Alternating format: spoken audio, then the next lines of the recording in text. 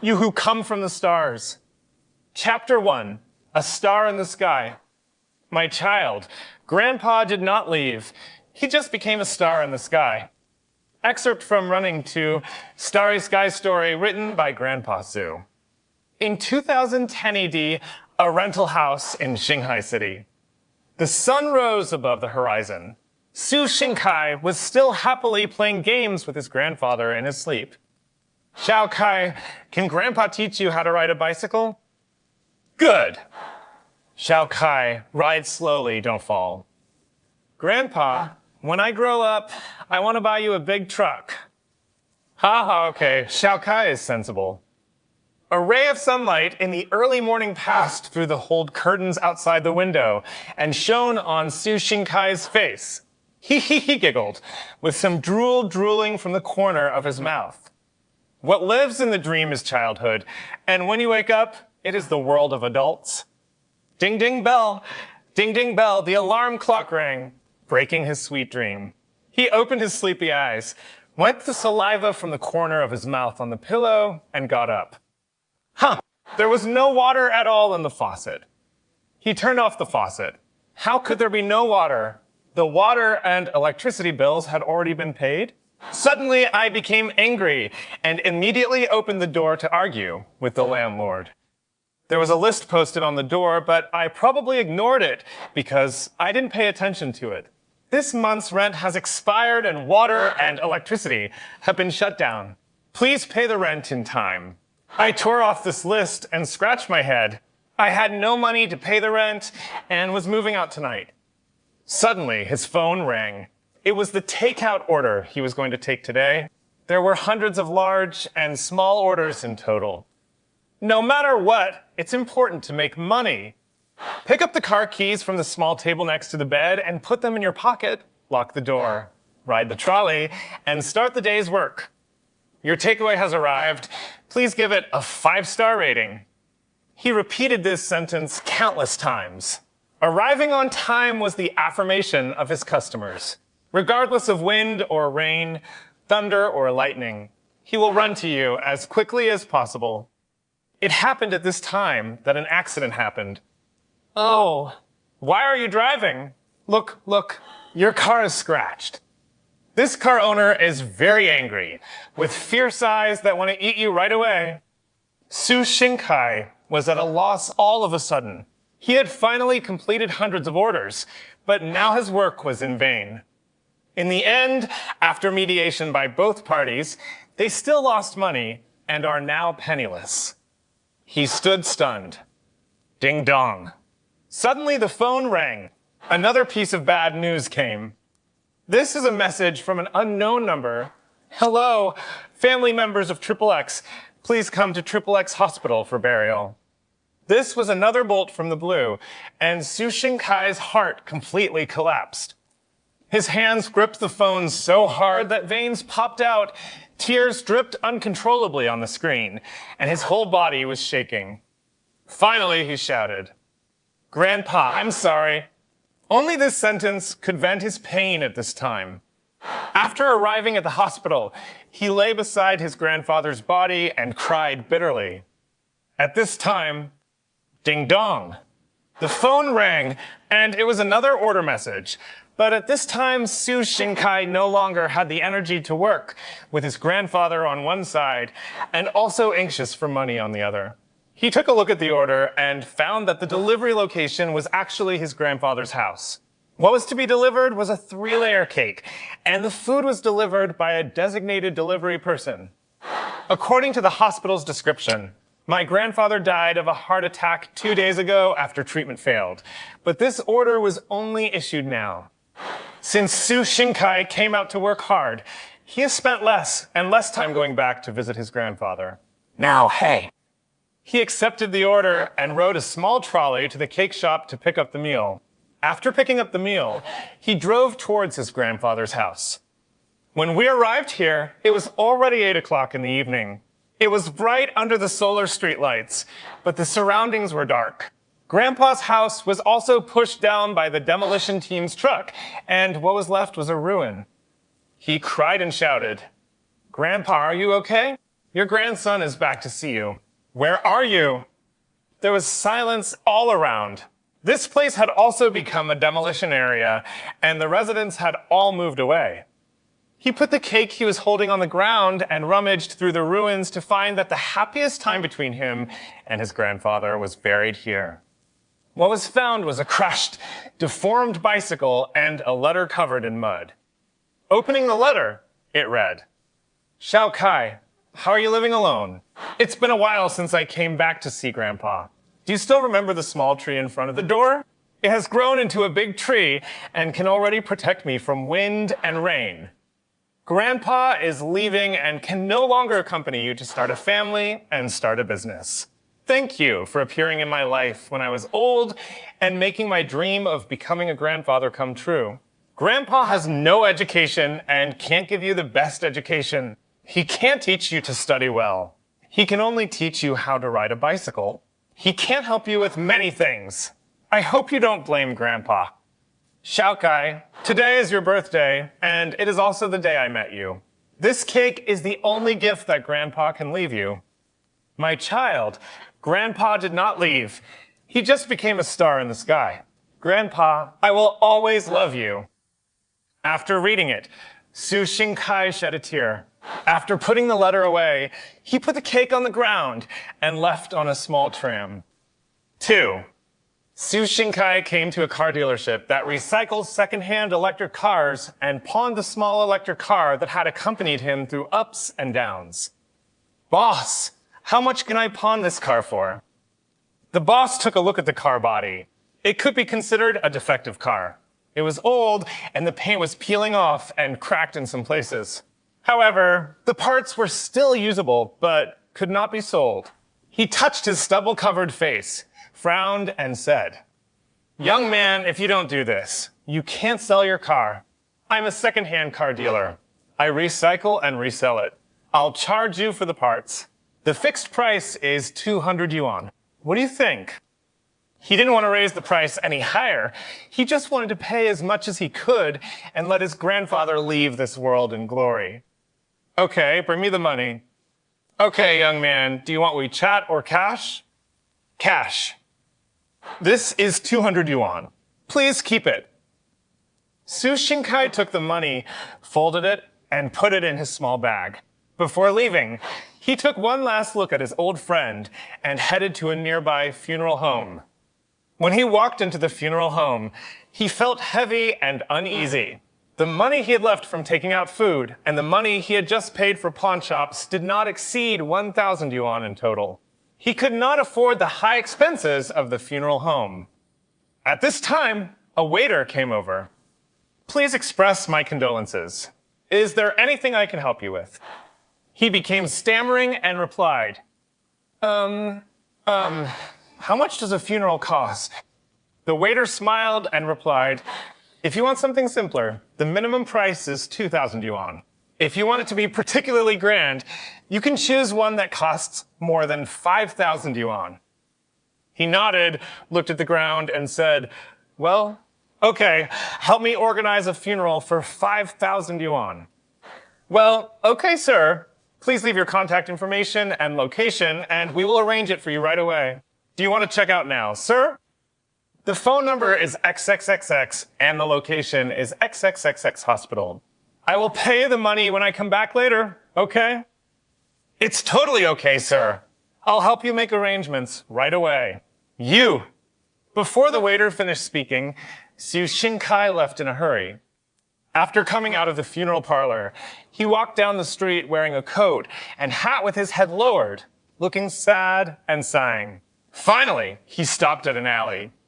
He stood there clenching his fists for a few seconds, then unclenched his fists and entered the alley with only one light that flickered on and off. It turned out that in this alley lived a good brother who had helped my grandfather when he was young. I had no choice but to beg him with a low face. After lending a large sum of money, he paid off the hospital fees and the funeral home fees. His grandfather's body was also cremated. He held a glorious funeral and accompanied his grandfather through the last part of his life. Chapter 2, The First Starry Sky. Su Xingkai, a 20-year-old working youth, dropped out of school at a young age and earned some living expenses by delivering food. He was dedicated to his job and fulfilled his duties. However, it was time for a complete change. Grandpa Su adopted him in an orphanage. Zheng Xiaojie, a 19-year-old convenience store owner, met Su Xingkai a year ago while delivering food. Su Qian, a 40-year-old guardian who can cross time and space between the present and the future at will, is a pure black male god, equipped with future technology, and has a mission. At 11 p.m. on September 18th, 2010, a street in Xinghai City, Su Xingkai carried his grandfather's urn into a convenience store. Xiaojie, the owner of this convenience store, was a good friend who used to deliver takeaways with him. The cakes are stored here, and he is here to pick them up now. Ding dong, welcome. The doorbell rang, and Su Xingkai walked into the convenience store in a low mood. Xiaojie, who was calculating accounts at the counter, was very happy to see him come in. He walked forward and patted him on the shoulder and asked, "Hey, buddy, I put down the cake at 7 o'clock and left in a hurry. Is there something urgent?" He uncovered the white cloth on the urn, and then Xiaojie understood what was going on. "Oh, you're hungry. Come on, buddy. You can eat as much as you want from this store. Put down what you're holding first. You're tired of carrying it." "No, I'll get the cake and leave. Thank you." "Hey, why don't you sleep here?" After saying that, he left the convenience store. Su Xingkai returned to the downstairs of the rental house and knocked on the landlord's door. No one responded. He knocked again, and there was still no response, so he went upstairs. When he returned to the door of the room, all his luggage and daily necessities had been cleared out. There was also a notice posted on the door. "This house has been cleared. The original tenant should take away his belongings." After Su Xingkai sighed, he carried the cake and urn downstairs to wait for a taxi to go to the beach. When he came to the beach, he opened the urn, and the sea breeze scattered his grandfather's ashes, allowing him to return to nature. At this time, he looked up at the starry sky. There was one star that was particularly dazzling. That star must be Grandpa. Then he placed the cake where the waves could not reach him and walked towards the sea step by step as the sea water slowly swallowed him. Suddenly, a strange voice shouted to Su Xingkai, "Hey, young man, life is not just for you." He stopped after hearing this and sighed deeply. "What I saw when I turned around was the figure of a middle-aged man, dressed in black and with a cloak on his back." The man in black said again, "Young man, it would be a shame not to eat such a good cake." After saying that, he sat down and unwrapped the cake, put the candles on it, checked that there was no lighter on his body, and saw a laser beam shot out from his ring, and instantly lit all the candles.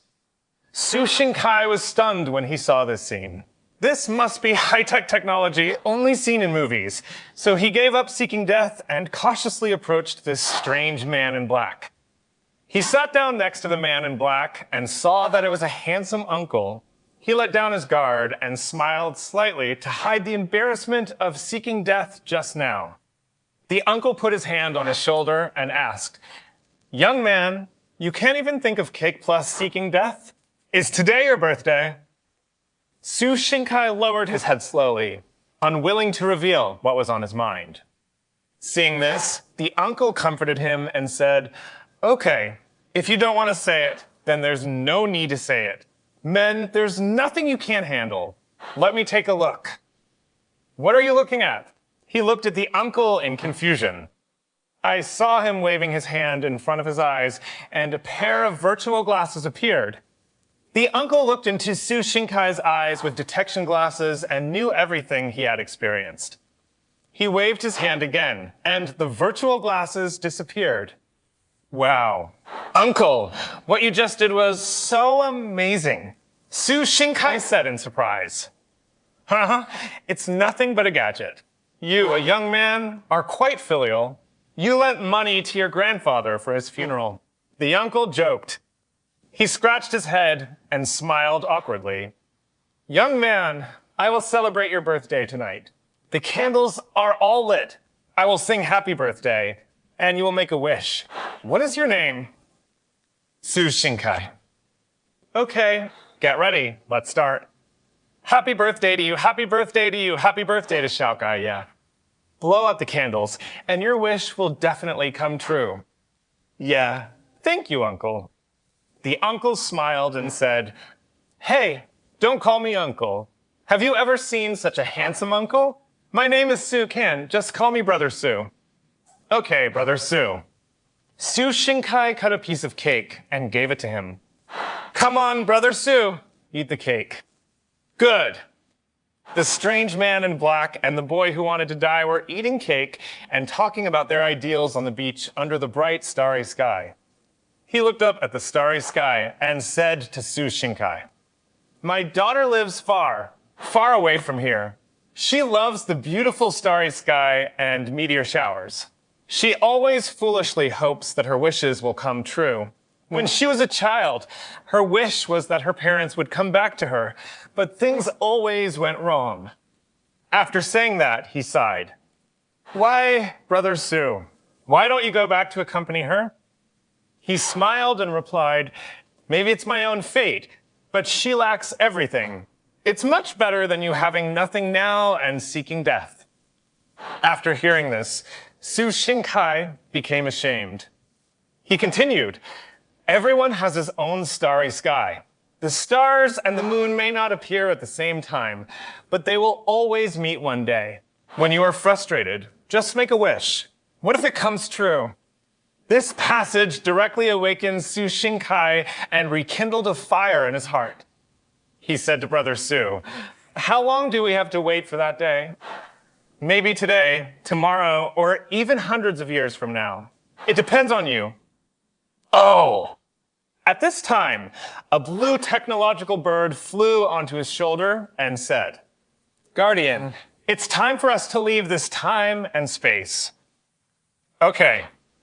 Su Shinkai saw him talking to the bird and asked curiously, Can Brother Su still talk to animals? Well, this is my pet. It just accompanies me to relieve my boredom. It can't understand human speech. After saying that, he looked at the virtual time on his wrist and said, It's time for me to go home. At 11:59, a once-in-a-century meteor shower will come to the Earth. Now, just wait for another 10 minutes. Don't forget what I told you. Make a wish and it will come true. Then don't you make a wish? Before he finished speaking, he and Fanio disappeared. Su Shinkai looked around. It was a deserted beach. There were no traces of people or footprints. The old man in black disappeared out of thin air. He sat on the beach and muttered to himself. Is this Uncle Batman? Can he fly? He said there would be a meteor shower. He couldn't have tricked me into landing. I haven't even seen the shadow of a meteor yet. Suddenly, he saw a red light spot appear in the night sky, and then the red light spot turned into a blue light spot, gradually changing from red to blue. It wasn't very clear at first, but as the distance got closer, the red and blue light spot became bigger and bigger, as if it was flying towards here. He stood up and took a closer look. What kind of light was this? This was clearly a big fireball. Oh my God, no. Run away quickly. It's too late. Accompanied by a burst of screams. Bang. The fireball fell next to him, producing a powerful impact that knocked him to the ground. It set off a sandstorm. The surrounding coconut trees were broken, and a huge charcoal-colored pothole suddenly appeared on the beach. The side of Su Shinkai's face was pressed against the beach. Holes were burned through his clothes, and his hair exploded. Cough, cough, cough. After coughing a few puffs of black smoke from his mouth, he woke up. He opened his eyes drowsily, and a blue light pierced into his eyes. He slightly covered the light with his hands, got up, and walked forward. Chapter 3. The Second Starry Sky. Dr. Q, Old Q, is the director of the Shanghai Science and Technology Research Institute. He is 55 years old. He likes to make small inventions when he has nothing to do. He is also an avid astronomy enthusiast. Afro, reading glasses, and white work clothes are standard equipment. Su Xingyu, is the adopted daughter of Dr. Q. She is a lively and lovely 19-year-old lady who loves freedom. Her unrestrained and mischievous personality gives Dr. Q a headache. She believes that wishes come true and looks forward to every meteor shower. Xiaoji, QG Su Xiaoji, a universal robot developed by Dr. Q himself, works as a housekeeper in a science and technology research institute. His appearance is no different from that of a normal person. His system covers various fields such as military, life, and emotions, and has all human characteristics. However, it abides by the robot law and cannot involve some human fields. In 2100 AD, inside the Shanghai City Science and Technology Research Institute, the latest news is that the stars in tonight's night sky are bright, and a once-in-a-century epidemic rain will fall on the Earth at 11:59. According to the Astronomical Observatory's response, this meteor shower is unusual and different from ordinary meteorites. There may be falling objects. Please be careful when stargazing and do not get close. Su Xingyu was naturally very excited after seeing this announcement. It was a 1 in 100,000th chance to have a birthday with a pop of rain. Unable to control her inner joy, she stood on the sofa and danced, shouting, "Ah, great! My wish is coming true. Yeah. The glass of water on the table was almost shattered by her, and the intelligent robot butler couldn't bear it anymore and automatically turned off the hearing system. At this time, Dr. Q walked out of the kitchen with the freshly made cake. When he saw Su Xingyu standing on the sofa, he said with disgust, "What are you doing? Are you going to waste your fortune? I heard your monkey cry from a long way away. There's a sofa worth tens of thousands of dollars. Come on down." After she heard the doctor's voice, she immediately became well-behaved, got off the sofa, walked to the doctor's side, pulled his sleeves, and started acting coquettishly. "Oh, I'm not a monkey. How can I say that about a girl?" Suddenly, an electric current ran through the doctor's body, and Goosebumps appeared in his hands holding the cake. Why did his usual iron shirt suddenly turn into a small cotton-padded jacket? The doctor touched his forehead speechlessly, not knowing what to say. "Xiaoji, come here and bring the cake to the table." Ash! Did Xiaoji hear that? "Hey, this guy!" The doctor called several times, but Xiaoji still didn't come, so he brought the cake to the table to celebrate Su Xingyu's birthday. "Wow, old Q, you made this cake so well. You're almost catching up with Xiaoji. I want to give you a little love." "That's right. I'm a doctor. I just want a small cake. What's the problem? Come on. I'll sing happy birthday to you, and you can make a wish." Hee, okay. At this time, Xiaoji, who had just turned on the hearing system, came over and said, "Doctor, miss, I'm sorry. I just turned off the hearing system and almost missed Mrs. Birthday. I'm very sorry." After speaking, Xiaoji bowed. The atmosphere suddenly became awkward, and then Su Xingyu pouted at the doctor and said angrily, "Old Q, how can you let Xiaoji apologize on my birthday?" Well, blame me. I forgot to exit the butler mode." Su Xingyu sighed, stood in front of Xiaoji, and comforted.